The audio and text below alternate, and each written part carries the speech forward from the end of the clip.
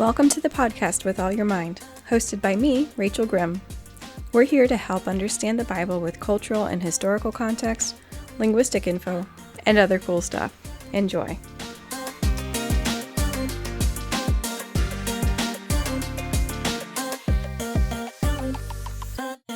Hey guys, welcome back. This is Rachel and this is With All Your Mind. And this is the last of our what turns out to be 3-part little mini-series on written language, alphabets, syllabaries, logosyllabaries, different scripts, and the history of the English alphabet, a little history on the English language. And we're going to wrap it up today with talking about different options, like if we didn't have the English alphabet, what is the Roman alphabet? What else could we use and what would work and how do things work for other people? And we're going to go back to our 4 big ideas that we mentioned at the beginning, see what more we know that we didn't know at the beginning, and wrap it up. All right, so let's get into it. A little recap.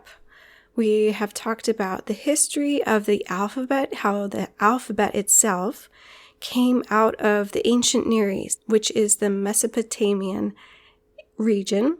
So we call that today the Middle East, the area around Israel, Palestine, Lebanon, Syria, Iraq, Egypt. That's the ancient Near East, and sometimes it covers into Iran as well, and Turkey. So that's where our alphabet came from. It was a Semitic alphabet, and it was the granddaddy alphabet that the Phoenician alphabet, Hebrew alphabet, and Arabic alphabet all came out of. And every other alphabet in the world gradually, eventually, descended from that one alphabet. So the alphabet was a pretty unique invention in the world. Scripts, not as unique an invention. There are many different scripts in the world.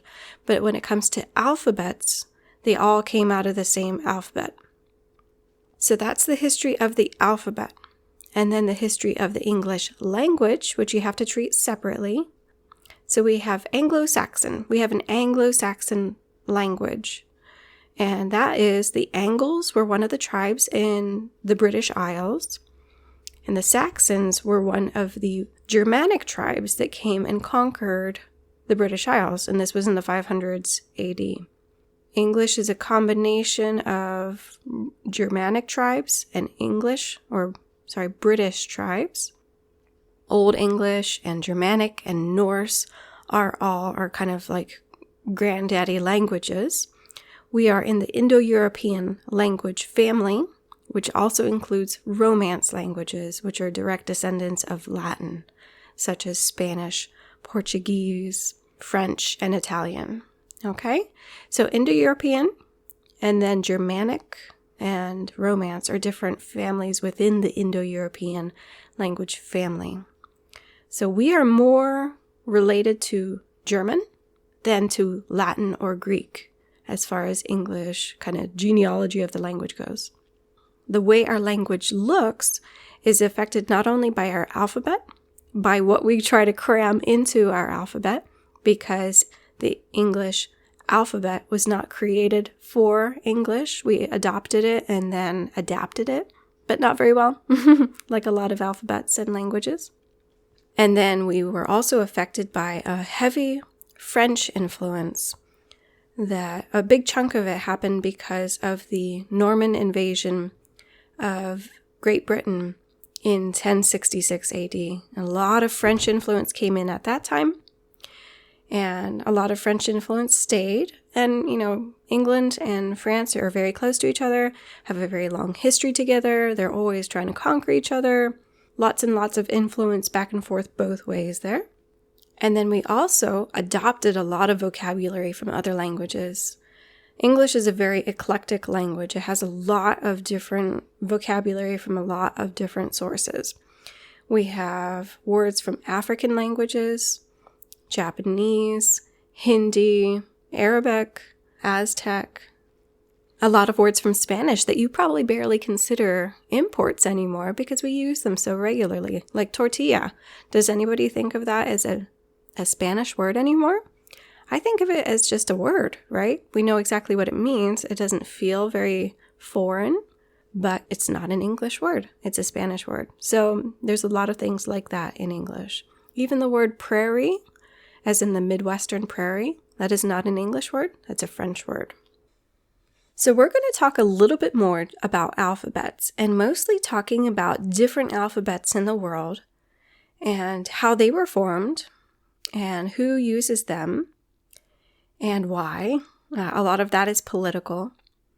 Just to talk about, if we didn't use the English alphabet, the Roman alphabet that was adapted to the English language, if we didn't use that, what are our other options? What other scripts are out there? There's a ton. And there's different kind of family groups for different scripts. For instance, we talked a little bit about what are the ancient scripts of the world, and we mentioned Chinese, Egyptian hieroglyphics. We mentioned the ancient alphabet in the Middle East, Mayan glyphs, and the one that I did not mention that is also an ancient script is Sanskrit. So a lot of the languages of the world today now use a descendant of one of those scripts. So we already talked about what descendants from the Semitic alphabet, Arabic, Hebrew, and then Phoenician turned into Greek, turned into Latin, and the Roman alphabet is used by most of Europe, but is also used all throughout the world. Because Spanish uses it, it's used all through South and Central America and North America. Australia speaks English, so they use it. Vietnamese, even though it's an Asian language, uses a Roman alphabet, and they just added in lots of diacritic marks. A lot of Southern Asian languages use a descendant from Sanskrit, such as the Thai and I do believe the Bangladeshi scripts are descendant from Sanskrit. And a lot of the Indian languages, the script is a descendant from Sanskrit. Then Chinese, we know that Chinese influenced a lot. Koreans and Japanese both used Chinese characters until they developed their own scripts. And that was a controversial move on their part. And we'll talk about that a bit later. So let's talk about the alphabets. The Cyrillic alphabet. If you've heard about the Cyrillic alphabet, you've probably always connected it with Russia or Russian. And that's a good start, but it's not where it stops. The alphabet was created by a guy, and he was later turned into a saint. He was sainted, and his name was Cyril, Saint Cyril. And he was nominated by the Pope of his time to be a missionary to Russia. But he knew that he would not be an effective missionary if he was not able to bring the Bible to the Rus, that's ancestors of the Russians. He knew that he wouldn't be able to be an effective missionary to the Rus unless he brought the Bible to them in their own language. So he told the Pope, look, I am not going unless you let me translate the Bible into their language. And the Pope finally conceded and said, okay, go ahead. So St. Cyril traveled to what is now the Ukraine, and he translated the Bible into the Slavic language, and he created an alphabet for them. He adapted it from the Greek alphabet. And so today, the Cyrillic alphabet is used by most of what is the former USSR, the former Soviet republics. Some of them have started using their own script or a different script again, such as the Ukrainians, and we talked about that in the last podcast. But this alphabet, the Cyrillic alphabet, was created in 900 AD. So just like every other alphabet, it represents vowels and consonants and was adapted straight from the Greek alphabet, so it looks more like Greek than anything else. It's written left to right, just like English, and has capitals and lowercase, just like English. Not all alphabets have that, but Cyrillic does. Okay, so that's the short story, the very short history of the Cyrillic alphabet. Next up, we have the Hebrew alphabet, and I'm just going to give you some facts. This is not the whole history of Hebrew. But the Hebrew alphabet is used for Hebrew, Yiddish, and a few other Jewish languages. We know it's at least 3,000 years old. We don't know how much longer. And it has mostly consonants, but there are a few consonants that are also used as vowels. If you know anything about Hebrew, you know what it looks like. There's a lot of dots and little kind of punctuation marks, but they're below or in the letters. Those are extra marks to show vowels, but they're not always used. For foreign language publications, like if it's a language textbook or if it's for a newspaper or something, they often use those markings. But in normal writing, if you just go to Israel and look around, there's not a whole lot of those markings. They're extra for people that need it, basically. So Hebrew is a Semitic alphabet, so one of the oldest in the world, and it's written right to left. It does not have lower and uppercase, but some of the letters, just a handful of the letters, I think about 3 or 4, have a different form when they're at the end of a word. So they just look slightly different. Greek does the same thing and Arabic does the same thing. There are 22 letters in the Hebrew alphabet, so it's just slightly shorter than the English. Now for the Arabic alphabet, if you've ever looked at it, it's very flowy, very curved. Hebrew is a little more angular. Arabic is more flowy, but they're both from the Semitic language family. And it's similar to Hebrew in structure in that it's right to left, doesn't have vowels, doesn't have upper and lower case, but it's a bit more complicated than Hebrew because the forms of each letter matter whether it's at the beginning, middle, or end of a word. In each place, it can look slightly different. All right? That's unfortunate. I'm not a fan of that about Arabic. It has 18 letters, so that's even shorter than the Hebrew alphabet, 18 letters, but it has 28 phonemes or sounds. So like English, it has sounds that it tries to jam into its shorter alphabet. Those are just a handful of the alphabets that we have in the world. Now I'm going to talk about some other systems that we have, such as the Japanese syllabary. So I mentioned before that Japanese has 3 different scripts.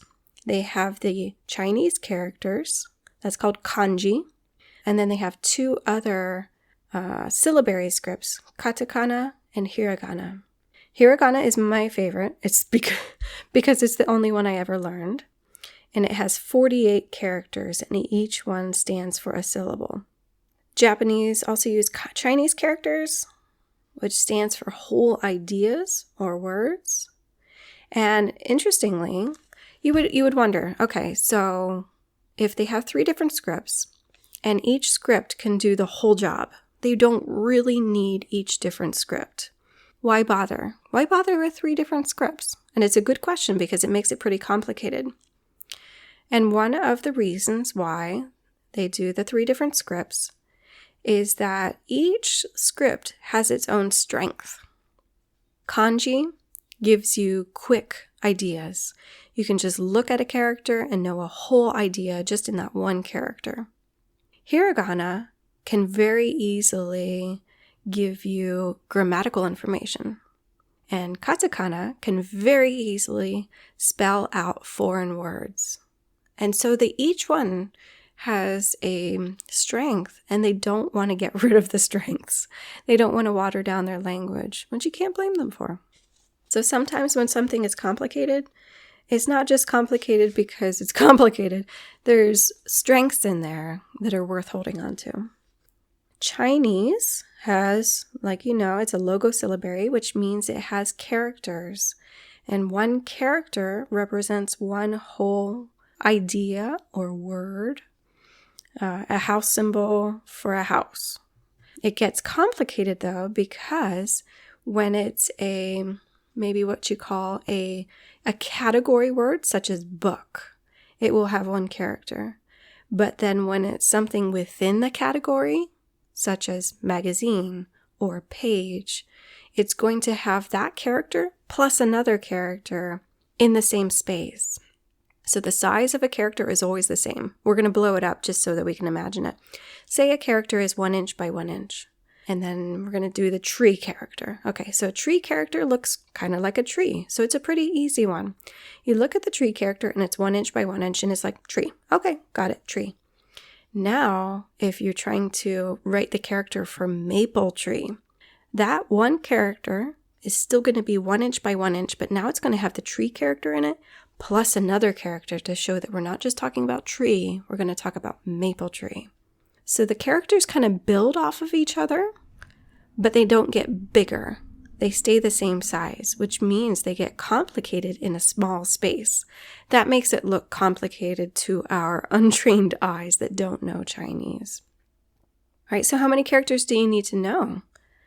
Well, there's an official list that the Chinese government has that's kind of like their literacy list. You need to know these many characters just to stay afloat. That list contains, and I forget the exact number, but it's somewhere in the 1,800 and something like 46 characters range. It's a lot. You have to learn 1,800 characters just to be able to write a high school paper. Then there's very strange looking scripts that are not really related to any other script that we know of. They look different, they act different, such as the Georgian script. If you're bored and you want something to do, look up the Georgian script from the country of Georgia in the Caucasus Mountains. This is one of Ryan's favorite scripts because it looks so different and weird. Next up, we have the Indian scripts. So listen to some of these names: Hindi, Tamil, Bengali, Punjabi, Kashmiri. There's a lot of languages in India, hundreds in fact. So here are some fun facts about Indian languages. There are basically 24 official languages in India. Though Hindi and English are the national languages, there are regional languages for the different states. There are hundreds more, but they are not officially considered languages. They're considered dialects, largely because they don't have a written form. That means that there are hundreds of languages in India alone that don't have a written language. So some of you might be interested in how Bible translation plays into all this. And that is a whole can of worms, because in order to translate the Bible into a language of a people, you need to have somebody literate in that language to read it. So India has tons of languages where it would be pointless to translate a written Bible because nobody would read it, because there isn't a written language for that language. And so there's nobody to read it. All right, so there's a lot of building blocks that come into play before you even do a Bible translation for a language. So the official languages of India, there's 24.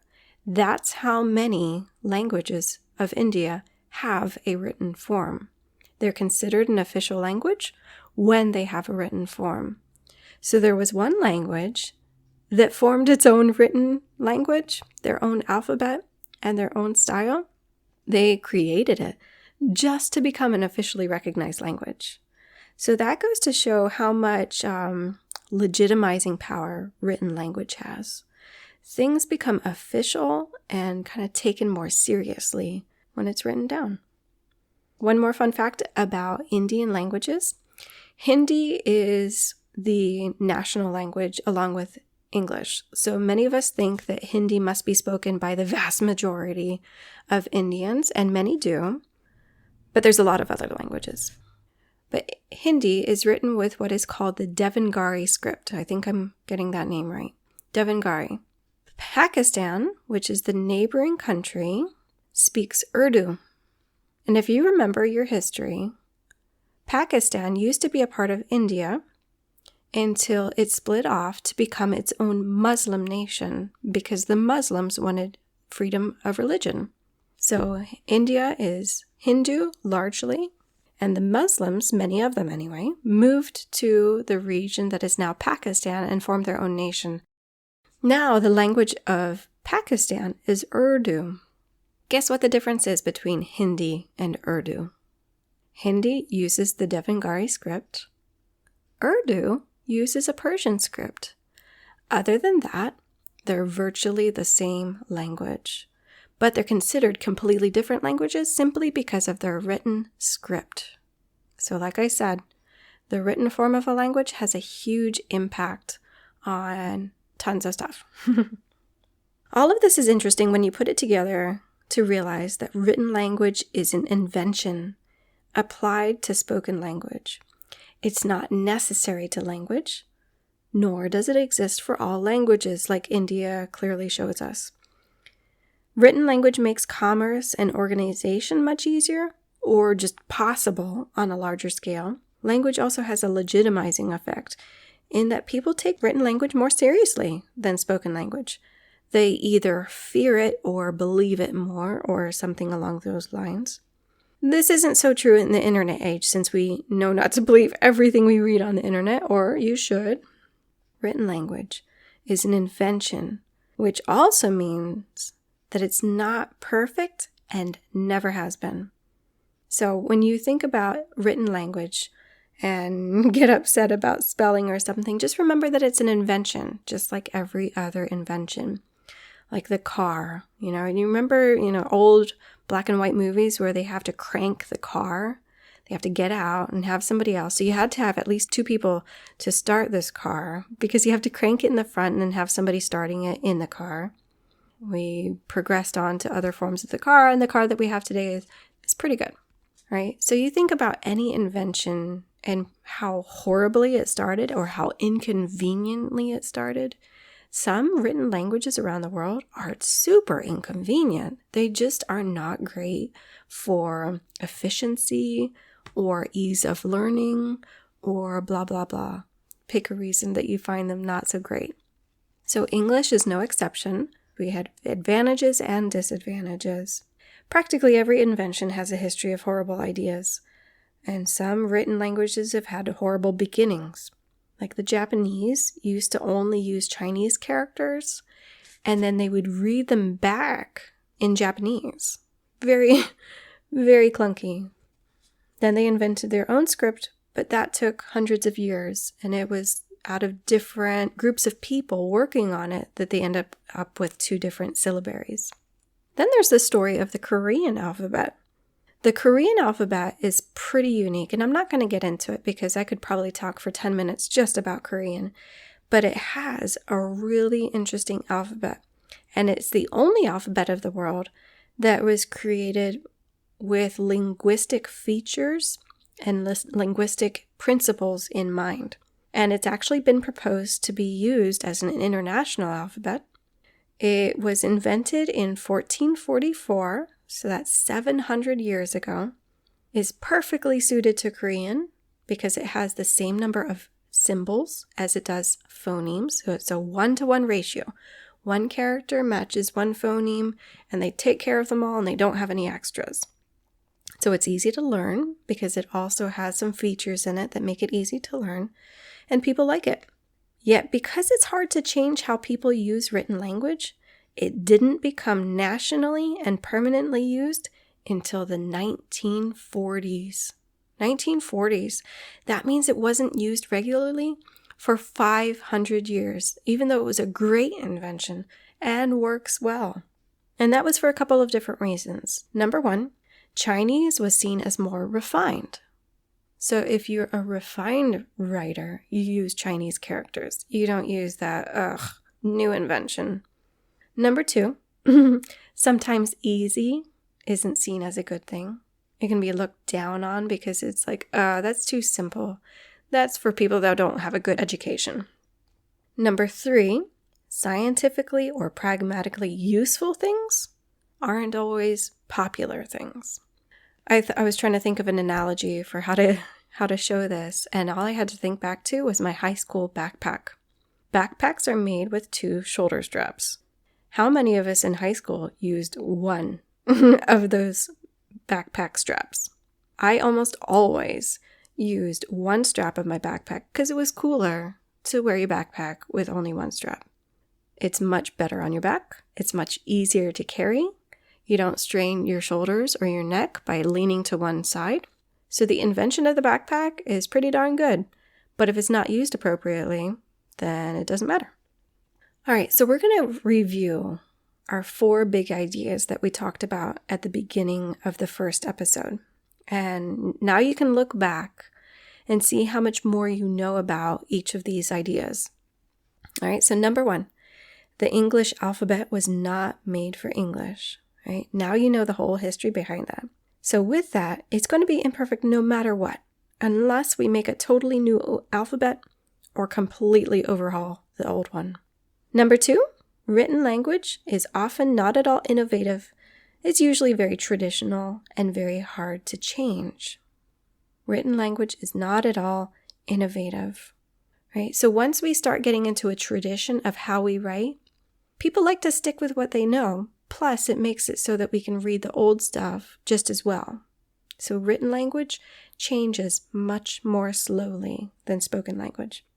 Number 3, writing and written language is not language itself, but an invention that is applied to language. With that, we need to not demand more of written language than it can give us. Written language is one representation of spoken language, but it doesn't have a lot of the features of spoken language, and it tries to make up for it, but it often can't. You know this whenever you've read a text and you've wondered if that was sarcastic or sincere, right? Is somebody mad at me? Or are they making a joke? And it's hard to tell. That's because written language lacks a lot of the features of spoken language. It has 0 body language, which accounts for a lot. It has 0 tone or accent or emphasis. Like if I say one sentence one way and, I like apples. I like apples. I like apples. We have 3 different meanings in there. But if you have written language, it doesn't convey any of that. So spoken language and written language are 2 different things. And written language only represents one aspect of spoken language. And it tries to make up for it, but it often can't. That's normal and should be expected. Last one, number 4. Politics, political lines, political correctness, and cultural standards have all played into language an incredible amount. Governments and allegiances to colonial or regional powers have often had an effect on what language or written language a country uses, such as Chinese, with all of the countries around it. It took a very long time for Japanese and Korean to come up with their own scripts because they were tied to the Chinese script, and everybody saw that as the refined, the cultural written language. And they didn't want to change that because they also didn't want to offend the Chinese government and Chinese leaders and rulers. It's no accident that Americans reject French vocabulary and see it as snotty. It's a result of various incidents that caused bad blood between the French and the Americans. Does anybody remember freedom fries? Freedom fries. We tend to do this every once in a while. We reject the language or cultural similarities of peoples that we have had problems with. So you can see that language is, it's got so much baggage on it that there's never a thing where it's going to be like it can be divorced from culture or from politics or from the changes that come about just as a regular development. They're all part of it. And there's also there's the constant tug of war that happens with a language wanting to develop, with changes in a culture, and tradition that holds it back. So there's just a ton of stuff that's happening in language, both written and spoken. So in the fall, I'm going to connect this with the Bible and the history of the written Bible and how that affects what we read and how we read it. In the meantime, try and pay attention to how you respect or don't respect language or different kinds of language, and what the difference would be if it were written down. And pay attention to alphabets and the written symbols we use to express ourselves. Here's a really interesting one. My mom just mentioned to me this morning that a Bible study that she was attending had started bringing numerology into it. Numerology is when people talk about how the Hebrew alphabet can also be numbers, and that different words spell out different things and therefore have different importances or kind of secret meanings and things like that. And I explained to her that Hebrew letters are their numbers. So I mentioned before their alphabet starts with Aleph, Beit, Gimel, Dalet. Those are the first 5 letters. Aleph, Beit, Gimel, Dalet. Hey, sorry, there's the 5th one. Those are the first 5 letters. And they also double as numbers. So Aleph is 1, Bet is 2, Gimel is 3, Dalet is 4, and He is 5. So when you talk about numerology and how different letters will represent different numbers, and so words will spell something out, it's not how you have to think how a Hebrew was looking at it, not how you're looking at it. Keep their brain in mind. When they were looking at a word, they were looking at possibly a number or possibly a word. Context would tell them if it was a letter or a number. And it's the same way when you text and you write later, you can write Later for later, or you can write L, the number 8, and R. If you look at that word later, spelled L8R, you can look at that 8 as part of a word, or you can use it as a number. Your brain can flip back and forth and see it two different ways. Hebrews that were reading Hebrew could do it the same way. It was no secret. It wasn't something mystical to them. It was right on the surface. It seems mystical to us, mostly because of people portraying it as super mystical. But don't worry. Numerology just means, hey, did you know that there's this other system going on and you don't pay attention to it because you don't know it? That's all that is, okay? So don't get weirded out by numerology. So, pay attention to the alphabets and the written symbols we use to express ourselves. We use a variety of means to do it, and we use a lot.